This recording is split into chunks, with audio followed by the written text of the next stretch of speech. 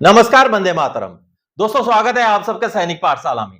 जैसे आप बोर्ड पर देख पा रहे दोस्तों, आज के वीडियो के 4 महत्वपूर्ण जानकारियों को लेके आया हूं। तो चलिए आगे बढ़ते हैं, सभी जानकारियां हासिल करते हैं। सबसे पहली जानकारी, जैसे आप देख पा रहे हैं, अगर अपने बच्चियों को ऑफिसर या एमएनएस बनाने का मौका देना चाहते हैं तो यह एक सुनहरा मौका है। जी हां, हम पूर्व सैनिक होने के नाते हमें सही पेंशन मिले, हमें हमारा एंटाइटल हक, पुराना जो एरियर है वो सभी मिले, ये तो हमारा अधिकार है। लेकिन साथ ही साथ हमारे कुछ कर्तव्य, कुछ दायित्व भी बनते हैं कि अगर हमें फौजी होने के नाते, पूर्व सैनिक होने के नाते कुछ सुविधाएं दी जाती हैं तो उन सुविधाओं का सही सही हम इस्तेमाल करें। तो ऐसे में हमारे बच्चों के लिए भी बहुत सारी ऐसी सहूलियतें पूर्व सैनिक या सैनिक होने के नाते हमें लागू हैं, उनके बारे में हमें जानकारी होना जरूरी है ताकि हम अपने बच्चों को उन सुविधाओं का फायदा दे सकें। तो ऐसी ही एक सुविधा है जिसका इस्तेमाल करके, जिसका फायदा उठा के आप अपने बच्चियों को अधिकारी भी बना सकते हैं। आप अपनी बच्चियों को मिलिट्री नर्सिंग सर्विसेज में अधिकारी के तौर पर भर्ती करवा सकते हैं। जी हां दोस्तों, कुछ ऐसे इंस्टीट्यूट्स हैं जिनमें हमारी बच्चियों के लिए नर्सिंग कोर्सेज में बिल्कुल दाखिला होता है। केवल हमारी बच्चियों के लिए एक बहुत बड़ी सुविधा है जिससे वो आगे जाकर के अफसर भी बन सकते हैं या तो फिर एमएनएस भी बन सकते हैं, जो कि एक बहुत अच्छी जो है एक भविष्य का निर्माण हो सकता है। चलिए मैं आपको दिखाऊंगा, डॉक्यूमेंट दिखाऊंगा, एडवर्टाइजमेंट दिखाऊंगा, कब कैसे अप्लाई करना है, क्या क्या एलिजिबिलिटी है, ये सारे आपको डॉक्यूमेंट दिखा के समझाऊंगा। सबसे पहले तो अप्लाई करें 3 मई से 15 जून के अंदर। जी हां, एप्लीकेशन खुल चुका है, 3 मई से एप्लीकेशन चालू हो चुका है। अब उसका लास्ट डेट 15 जून है। तो चलिए डॉक्यूमेंट देख के समझते हैं। दोस्तों, सबसे पहले तो आर्मी कॉलेज ऑफ नर्सिंग द्वारा जारी किया गया ये लेटर देखिए 3 मई 2024 का, जिसमें एडमिशन नोटिस करके ये लेटर जारी किया गया है। और इसमें टोटल डिटेल्स में बताया गया है कि बीएससी नर्सिंग के लिए जो वैकेंसियां निकली हैं वो किस तरीके से फिलअप होनी है। तो देखिए दोस्तों, आप या तो फिर आर्मी कॉलेज ऑफ नर्सिंग के लिए भी अप्लाई करवा सकते हैं अपने बच्चियों के लिए जो जालंधर कैंट में है, या तो फिर आप आर्मी इंस्टीट्यूट ऑफ नर्सिंग जो कि गुवाहाटी में है उसके लिए भी अप्लाई करवा सकते हैं। मैं डिटेल में जो नोटिफिकेशन है, जो एडवर्टाइजमेंट नोटिस है, वो आपको दिखाता हूं।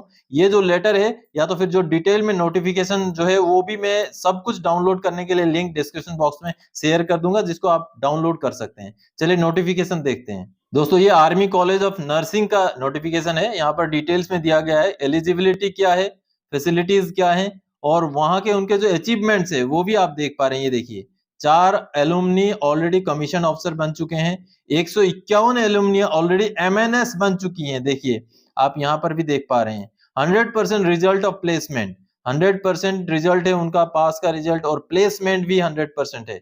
तो इस तरीके से इसमें बहुत सारी डिटेल्स हैं दोस्तों। आप खुद यहाँ पर दिए गए कॉन्टेक्ट नंबर में कॉन्टेक्ट कर सकते हैं। कॉन्टेक्ट करके डिटेल्स जानकारी लेकर के ये जो वेबसाइट्स दिए गए हैं, इन वेबसाइट्स के थ्रू से आप अप्लाई कर सकते हैं। आगे और डिटेल्स है, army institute of nursing Guwahati का भी डिटेल्स है, मैं वो वाला डॉक्यूमेंट आपको दिखाता हूँ। ये देखिए, यहाँ पर टोटल नोटिफिकेशन है army college of nursing Jalandhar का और army institute of nursing AIN Guwahati का।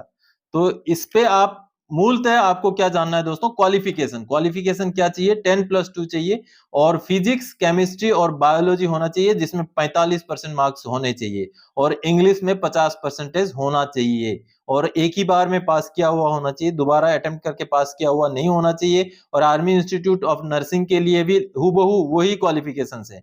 और डिटेल्स में समझने के लिए आप इस वीडियो को पॉज कीजिए, पॉज करके जो भी क्वालिफिकेशंस दिए गए हैं यहाँ पर डिटेल्स में आप समझ सकते हैं दोस्तों। सारा एप्लीकेशन प्रोसेस ऑनलाइन है और 3 मई 2024 से 15 जून 2024 तक का एप्लीकेशन खुला हुआ है, आप अप्लाई कर सकते हैं। ये सारे डॉक्यूमेंट्स और जहां से आपने अप्लाई करना है उसका भी लिंक मैं इस वीडियो के डिस्क्रिप्शन बॉक्स में डाल दूंगा। आप देख करके, चेक करके, अच्छी तरह से पढ़ के, अगर आपकी बच्चियां एलिजिबल हैं तो उसके लिए जरूर ही अप्लाई करें दोस्तों। तो आप सबने देखा दोस्तों, अगर आपकी बच्चियां भी इसके लिए एलिजिबल हैं तो जरूर इस मौके का फायदा उठाएं और बच्चों के अच्छे भविष्य के लिए ये कदम उठाएं, उनको इस एग्जाम में प्रिपेयर करवाएं और उनको एग्जाम दिलाएं ताकि उनका दाखिला हो सके और उनका भविष्य उज्जवल हो सके। चलिए अगली जानकारी दोस्तों, पेंशनर ने कर दिया कमाल, पहले लिया 29,09,181 का एरियर, अब लठ बजा के उस एरियर पर 8% ब्याज भी मिलेगा। माननीय कोर्ट का ऐतिहासिक फैसला पेंशनर के पक्ष में। जी हां दोस्तों, पेंशनर्स अगर हिम्मत के साथ, जस्टिफिकेशन के साथ अपने हक के लिए लड़ाई करे तो लड़ाई बिल्कुल जीती जा सकती है। अब यहां जिन पेंशनर के बारे में मैं बोल रहा हूं उनका बकायदा आपको कोर्ट का ऑर्डर भी दिखाऊंगा। उनको पहले तो मिला टोटल मिला करके 29,09,181 रुपए का एरियर। अब माननीय कोर्ट ने आदेश दे दिया है कि उस एरियर के ऊपर सरकार को, पीसीडीए को 8% के हिसाब से ब्याज भी देना पड़ेगा। जी हां, आदेश निकल चुका है माननीय कोर्ट का। चलिए आदेश दिखा के आपको समझाता हूं। दोस्तों, ये माननीय एएफटी लखनऊ का एक ऐतिहासिक फैसला है जिसमें माननीय कोर्ट ने पीसीडीए का सर्कुलर 165 और आरबीआई का सर्कुलर को लागू करने का आदेश पेंशनर के फेवर में दिया है। दोस्तों, एक डिसेबिलिटी पेंशनर का ये केस था जिनको उनका सही डिसेबिलिटी नहीं मिल रहा था, जो बाद में मिल जाता है, उनको उसका पूरा एरियर भी मिलता है। आपको मैं दिखाता हूं, ये देखिए जो 3 नंबर पैराग्राफ आप देख पा रहे हैं, जहां पर उनको वार इंजुरी के हिसाब से डिसेबिलिटी मिलना चाहिए था, जो उनका रेट था 15,904 रुपए, लेकिन उनको मिल रहा था 6,551 रुपए।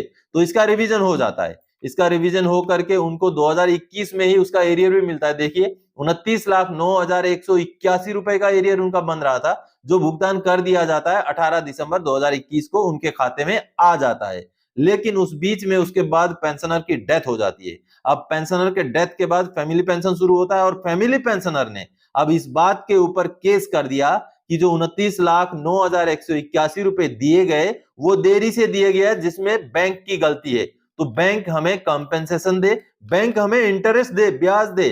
तो इसके ऊपर ये केस था। जैसे आप यहां पर देख पा रहे हैं, ये the honourable tribunal may be please to direct the respondent number 5 and 6 to grant interest on arrears rupees 29,09,181 on account of revision of pension for her late husband as per RBI master circular dated 9 September 2019 and PCDAP Allahabad circular number 165।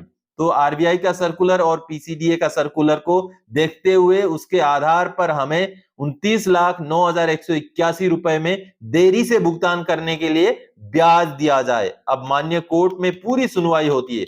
माननीय court ये मानते हैं कि हाँ, उनको बिल्कुल ब्याज लागू है, क्योंकि सर्कुलर के लाइन को भी यहाँ पर कोट किया गया है। ये देखिए जो पीसीडीए का सर्कुलर नंबर 165 है उसके लाइंस को यहाँ पर कोट कर दिया गया है। 8 नंबर पैराग्राफ में जो लिखा हुआ है पूरा चीजें यहाँ पर कोर्ट करने के बाद माननीय कोर्ट ने जो डिसीजन दिया है वो मैं आपको समझाता हूं, जिसमें माननीय कोर्ट ने अलाउ कर दिया है। ये देखिए, इन view of the above original application is allowed impunged order if any is hereby set aside, the applicant is entitled to get interest at the rate 8% per annum on the amount of arrears of rupees 29,09,181 from the date of its applicability to date on which it was paid credited in bank account of husband of the applicant।